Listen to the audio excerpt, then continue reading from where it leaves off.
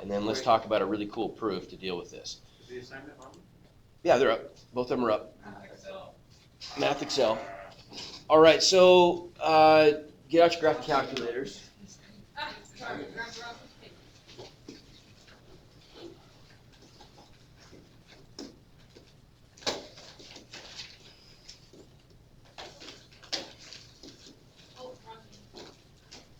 Okay, so what if we try to evaluate this limit? What do we get? Here's my sadness. How do you do limits? So we what's mean the sine of radians zero? then, right? I We mean radians then, wouldn't we? Yeah, we can mean radians. So how are you feeling about your trig? It's It been was 2 good. months. It's been so- a while. Do you feel like you know everything you need to know about the unit circle? Just remind me, is sine y? Sine's y, Yeah. right? Okay. Yeah, I think we're gonna do a little trig review. I think that would maybe be a good thing to do. No, so sine of 0. So we're calling an audible here. We're gonna do something a little different. You just look at my calculator. Wait, sine of 0. So it's sine of theta over theta. I know. All right, so unit circle. Oh, my goodness.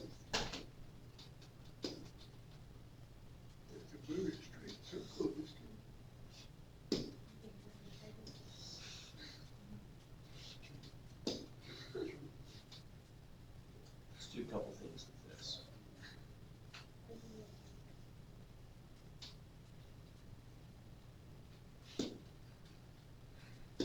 Okay, for different values of theta, let's look at the places on the unit circle. Okay, this is something, the unit circle tells you almost everything you need to know about trig. When I teach pre-calc trig, I spend a lot of time on this. I feel like if you really know all the properties and the relationships among the points on the unit circle, you know a ton of stuff. All right, so let's look in quadrant 1. In quadrant 1, if you know quadrant 1, you know all 4 quadrants, because all you have to do is reflect those points over the axes to get the other points, right? Piece of cake. All right, so what are the important points in quadrant 1? I guess these are kind of givens. I mean, like right there and right there. What are the coordinates of those points on the unit circle? Okay, so those are the angles, right? Arc length. But the coordinates would be 0, 1. so that will how about 1, 0? 1, 0. And this one would be 0, 1. Okay. All right, so we know that for any point in general on the unit circle, the x coordinate corresponds to the cosine of the angle, and the y coordinate corresponds to the sine. Easy to remember because they're alphabetic. X before y, c before s, right? Okay. So what about the first angle that we know? What is that angle in radians? Okay, so it's pi over 6 radians, and which corresponds to how many degrees? 30. And what are the coordinates of, I can do this kind of backwards. Let's do this. Let's do the coordinates first. What are the coordinates of that? This is the one you probably don't remember very well, right? Okay, what are all the players in the coordinates in quadrant 1? The 1 and the 0 we can omit, those are obvious. But the other coordinates of the other 3 points are all built from these 3 numbers. What are they? Okay, square root of 2 over 2. Oh, pi over. Oh, Oh, 1 half. Was it Yeah, 1 1 half? 1/2 and The other one. square root of 3 over 2. Oh, yeah. Right? Okay, so let's put those in numerical order. If we put those in numerical order, don't they just go, the denominators are the same, right? Well, 1 is less than the square root of 2, which is less than the square root of 3, right? Duh. Okay? So think about this then. If these are, the unit circle implies that the radius is 1, right? So if we make triangles out of these, well then these are just going to be the lengths of the legs of any right triangle that we build, right? So for example, if we look at this triangle right here, it's a right triangle, and like all the right triangles we build, the hypotenuse is 1, right? Well, doesn't it make sense that without even doing the Pythagorean theorem, that if I'm gonna have lengths of legs on triangles, the big and the small are gonna have to go together, and the medium is gonna have to be with itself, right? Does that make sense? I mean, you couldn't have a triangle that has, for example, how could a triangle have legs of lengths 1/2 and square root of 2/2, and have that have the same hypotenuse as a triangle that had, for example, legs that were the square root of 2/2 and the square root of 3/2, it should be. Right? See what I'm getting at? Oh, jeez. Okay, the force isn't with me today. All right, so then if you think about these, the coordinates of this point right here, well, that is big X, small y, isn't it? So what are the coordinates? What's the, out of those three, what's the biggest? Yeah, so right, so it's root 3/2. That's big X, small y, right? Get it? So this point right here, the one that's halfway in between 0 and pi halves, it's going to be medium, right?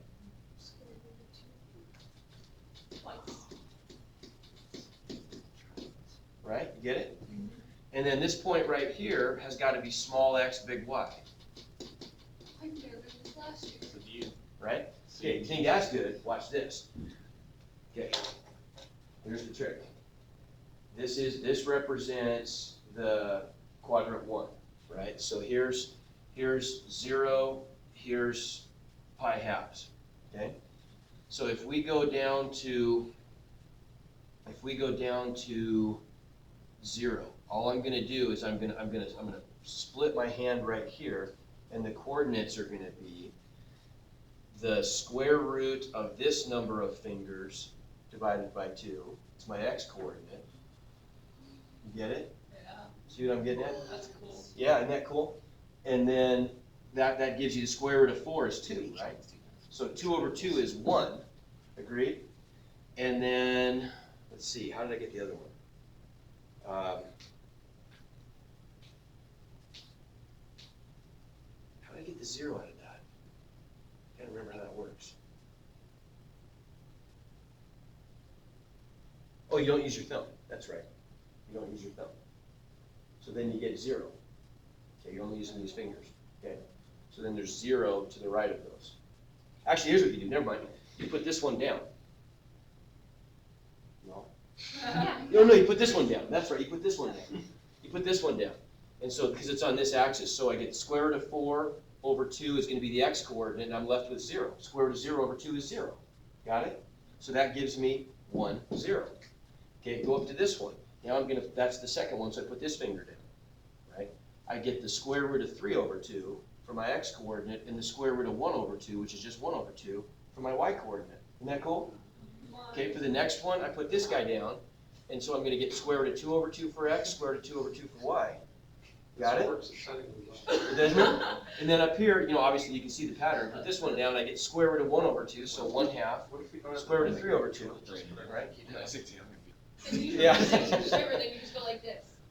Right? Make sure they can. Right? And then finally you get up to here, so you put this guy down, so you got 0, square root of 0/2, square root of 4/2. Isn't that great? Is that I'll never how you forget. teach instead of the unit triangles? Like, Say it again? Is that what you teach instead of the triangles? Like Jones taught us the triangles. Remember the triangles? The triangles are cool, but Question. yeah, this is a lot Is it- easier. Is it physically possible to have your pinky down on its own and this finger up? I think it's physically possible, but it's probably hard to train yourself to do it. Okay, so you get the idea? Yeah. Right? Got it? Ouch, that hurts. So then if I want to know, okay, so then now I've got to associate with those the angles, right? So you got to know the angles. So the angles are, the angle that goes with this one you already told me is pi/6 and 30 degrees, right? Okay, what's this one? pi/4. And then up here we get pi/3. 60. Can you add this to the list, or can you tell Jones to teach this like you taught? Like Or you finger said, things. just just like you said that you would tell, the other one. Yeah, I can show her that trick. That hand trick is pretty good for That's remembering this. really Yeah. easy. And then all you gotta do, if I know that quadrant, everything else is piece of cake, right? Because Yeah. I have symmetry here, right? I have folding symmetry, and so now I'm gonna create these points. Right, I'm gonna create the mirror images of those points when I fold over the y-axis. And so that tells me that if this is 30 degrees or pi 6, so is that, right? You get it? See what I'm saying? And so that makes this angle, we know this is pi, right? That's So pi minus pi 6 is what? 5. 5, 6 pi, right? So we get 5, 6 pi, or 180 degrees minus 30 degrees would be 150. Got it? Kind of get the idea? And then what are the coordinates going to be of that point? Well, all we did, if we reflected over the y-axis, the y remains positive, but the x has changed sign. Got it? So all the way around, you can just do that stuff, right? Cool. Okay. Okay, does that make sense though? Yeah. Okay, all right, That good. was Yeah. Very inspiring. Oh, good, So good. like, Where did you learn these tricks? Okay, what's that? Where'd you learn this? Oh, I can't remember. But it's a good trick. It's a good trick. Guys, guess what? My accordion strap is now in Portland. What? From San Francisco over here? Yeah, it's, Oh, you're tracking a package or something? yeah, Oh, okay. my accordion strap, so I can play accordion for Mr. Carey. are you Nice. bringing, you gotta bring it here. Good.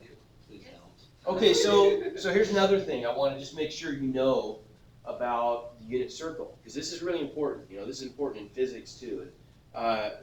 Why is it that you oftentimes have to use radians?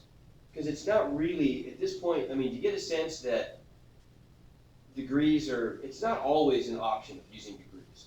Sometimes you just can't. Like, for example, in physics, whenever you mix angular measurements with linear measurements, you don't even have an option. You have to use radians, right? Okay.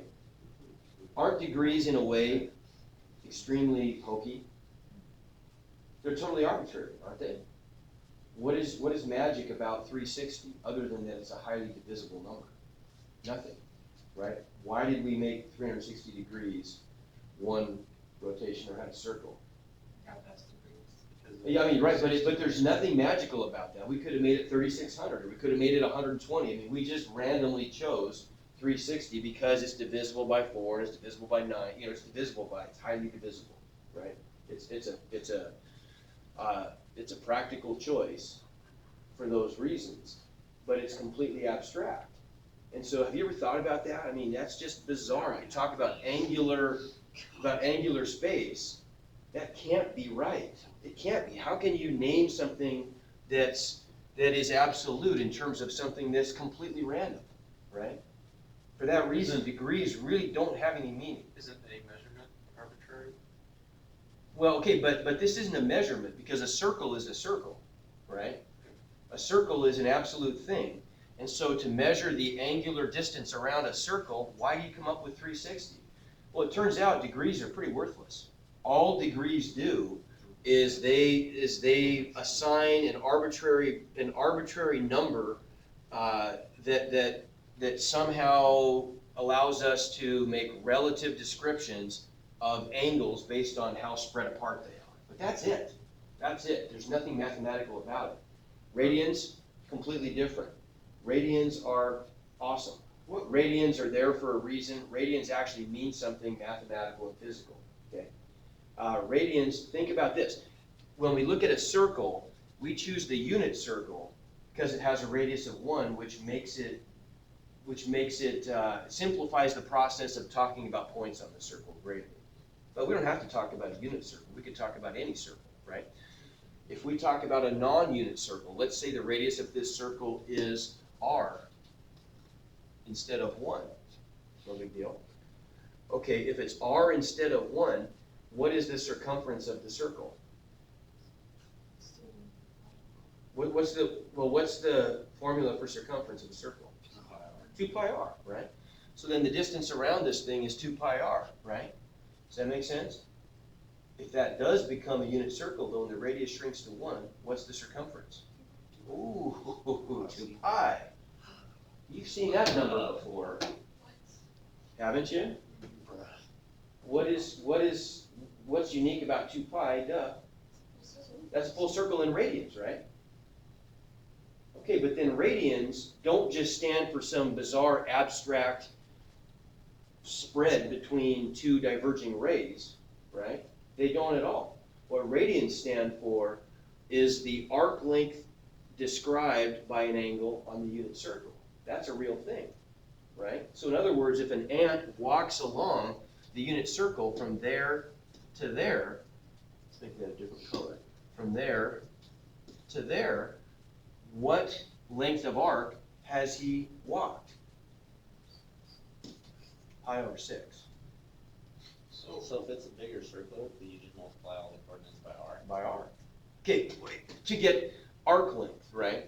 But our way of describing an angle would be to say, okay, well, let's just, really what you're talking about is the length of arc you walk on a unit circle. So the angle doesn't change as the radius.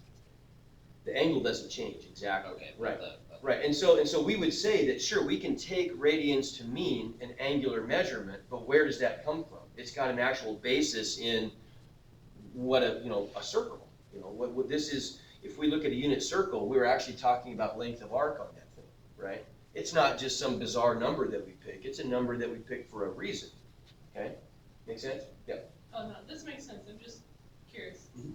Pi again was, what was the definition of pi? It's the definition of pi then, if we know that the circumference of a circle, right?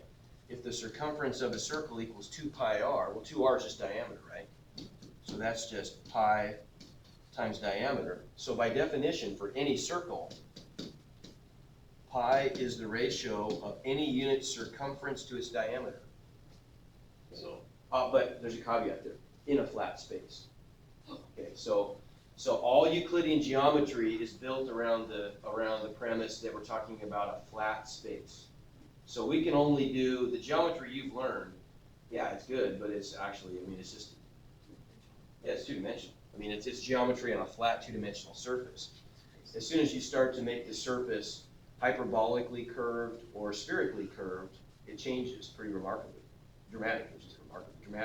And you can extend that to higher dimensions, right? We could say that our universe on any appreciable scale is pretty flat in the absence of gravitational center. What does flat mean? Our universe is three-dimensional, but we're making an analog to a flat surface, right? So in other words, when we talk about something like if we go out into space and we were to walk in a perfect circle, let's say we're going to build a structure, like a big hula hoop in space. It's very light, and it's very little mass, so we're not warping space in any appreciable way. So it's very light, and you measure the circumference of this thing, and then you measure the distance to its center, you're going to find that c equals 2 pi r. It works. Okay, but if you go to, for example, let's say we're going to do this around a neutron star, something that's got a lot of mass. If we build a hula hoop around this, and then we measure the distance to its center, it doesn't work. C does not equal 2 pi r, because the space is no longer flat. The circle's circumference doesn't fit its radius anymore. And that's true. We'll talk about that later. That's Einstein. Everybody considered Einstein to be a kind of a fruity guy who had weird ideas until they worked. Until they actually, like, he showed the perihelial shift of Mercury, which nobody could understand. They made up all these wacky, now really stupid sounding arguments like there's some kind of ether in space and it's rubbing against the ether and it's, no. All it was space was being warped. Space was no longer flat. It was spherically warped by the mass of the sun. And so geometry changes. But anyway, I digress. Yeah. So what makes radians more real, Is there What- probably- well, what makes real inches, for example, more real of a measurement than degrees? Well, okay, because an inch is something that's absolute. An inch is just a number that, in a way, an inch is somewhat contrived, but we can all agree that that like an inch is, there must be some standard that an inch is based on. I mean, I know there is, I think a foot is supposed to be, it's not right, but it's supposed to be one fraction of the distance that you walk between going from a certain latitude to a certain, I think, I don't even remember. But that's something we can all agree on because it's a, I don't want to say this. Almost out of time. I'm almost out of time. We have 8 Serious? minutes. Oh my gosh, this class is not long enough. It's something that sure it's abstract, but it's also concrete in the sense that I can build an inch-long block that represents that distance, right? Does that make sense? How are you going to build something that represents an angular space? Well, I mean, you can't if really. you have two people with the exact same circle, you say, hey, do it this amount of degrees, they're gonna get that same amount of degrees, right? Yeah, but let me ask you this. If you went, I mean, inches are a little bit hokey too. I agree. Yeah. They're a little bit hokey. Or like just kind of any, I mean, but you have to agree on some unit of measurement that's gonna be standard. But let me ask you this, I mean, if you went between, probably a better one would be like a meter, because a meter is based on like a fundamental physical constant, right? This can be the same anywhere in the universe. But if you went between two different civilizations living on two different galaxies that have had no communication, do you think that probably they're gonna have described the number of degrees in their circles as 360? No, probably not, right? I mean, there's a chance, but it's one of several numbers they would probably pick, but the odds are not good. But they're gonna know what 2 pi radians is, for sure, right? That's universal. They're gonna say, they're gonna have the same, we're all gonna agree on radians, so therefore it's better, right? See what I'm saying? So basically, somebody just picked a number, like 90 degrees, they could have picked 10 degrees to be 90 degrees as a Yeah. right angle. Mhm. See what I'm saying? that would suck. 10 degrees. Yeah, it would be bad, wouldn't it? Yeah. 40 degrees is circle. Okay, so we're not gonna probably get to the calculus, but let's look at, okay, a couple other This things year. in trig that you gotta know. How about, tell me this, what are the definitions of the derived trig functions? So what's tangent? Tangent is sine over cosine. Good, so tangent x is sine x over cosine x, that's important. What is cotangent then? It's cosine x cosine x. What's secant?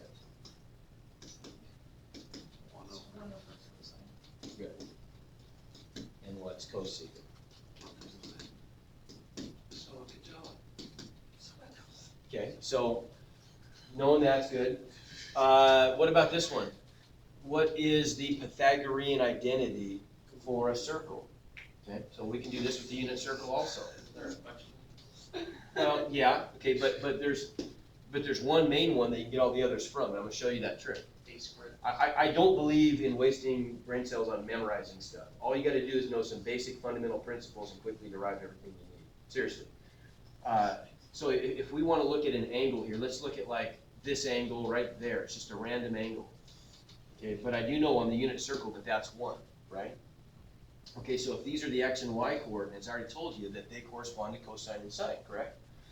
So this would be cosine theta and sine theta, right? Okay, which makes sense in terms of SOHCAHTOA stuff anyway, right? Because don't we know that sine theta is the ratio of opposite over hypotenuse? Well, the hypotenuse is 1. So the height of this thing is sine theta, right? Cosine is the ratio of adjacent over hypotenuse. Hypotenuse is 1. So that's cosine theta. Agreed? Okay. So if that's true then,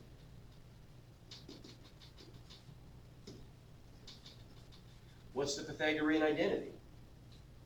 So Cos squared plus sine squared equals. Sine squared plus cosine squared equals 1, right?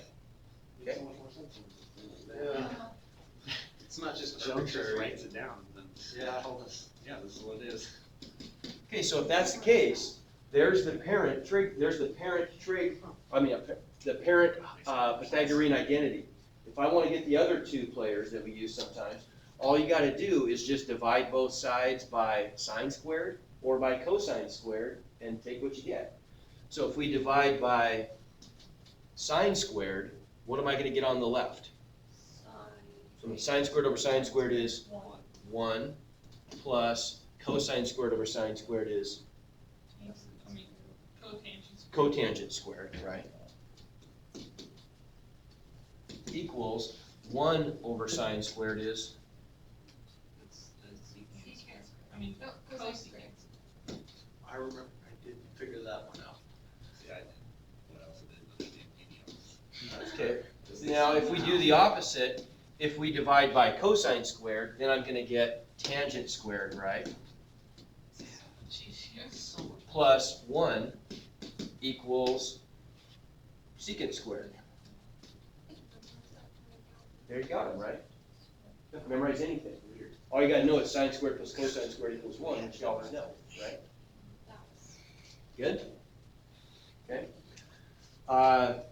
The other thing, how much time we got? 3 minutes? 2 minutes? Okay, so I'm not gonna derive these, but I can show you ways to remember these later. It's easy. See if you can remember this though. What is sine 2 theta?